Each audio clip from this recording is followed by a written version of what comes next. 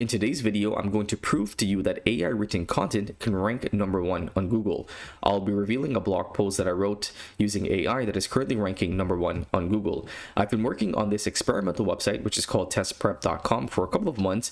And as we can see here from the Ahrefs rankings, I am ranking #1 for the keyword famous lawyers with low LSAT scores. And if you actually take a look at this keyword, it's interesting because this is a medium keyword difficulty. So it's not very easy for a new website to rank for this keyword. And this is a completely brand new domain. So I was pretty surprised that I ranked for a keyword that's this difficult, this quickly, and I'm ranking #1 on Google. So if you actually go ahead and copy over this key term, and I've opened a new incognito window, and if we search up that keyword, testprep.com is #1 for this keyword.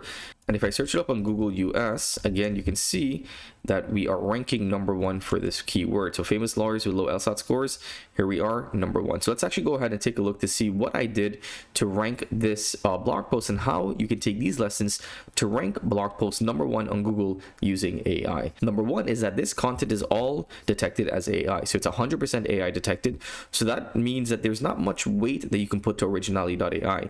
I've done a test on originality.ai, and this is 100% AI detected, but it still ranks on Google, so I wouldn't worry too much about your AI detection score. So a couple of things that I did that I think helped me to rank for this blog post is that I used my SEO prompts, which I've showed you guys multiple times on how to use.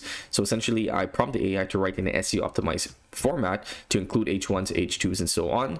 I've also included a couple of tables. This is the first table here, and I use ChatGPT to create that table. I've also showed you guys how to do that.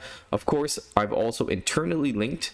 So I've internally linked to some of my other articles for this website. And of course, I made sure to answer the question, which was famous lawyers with low LSAT scores, right? I made sure to write the blog post, but I also went ahead and included specific lawyers that I didn't find on this actual SERP overview. So if you look at the SERP overview for this specific website, for this specific keyword, there's not a lot of websites that actually list famous lawyers with low LSAT scores. So I saw an opportunity there, and I saw that the search query wasn't being matched by the answers on the SERP overview. So I went ahead and created a blog post that is more customized for this search query, and Google recognized that this article is much more relevant to the search query, and that's why I believe it was ranked higher than some of these other websites. Because if you take a look at some of these other websites, they are pretty high in authority. So for instance, Internet Legal Research Group, Test Max Prep, Quora, law school experts, and so on. These are pretty high authoritative websites.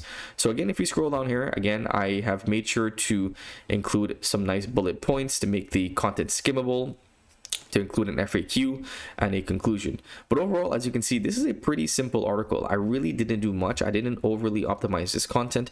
If you pop this into Neuron Writer, I think I have a content optimization score of 75 or 80. But it goes to show you that if you do proper keyword research, so that is #1, doing good keyword research.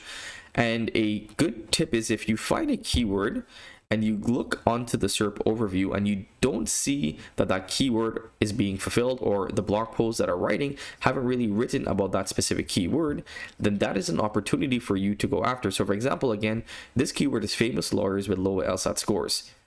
This article talks about the 2020 law school rankings. This one talks about the 12 easiest law schools to get into. This website talks about the law schools that don't require the LSAT, and so on.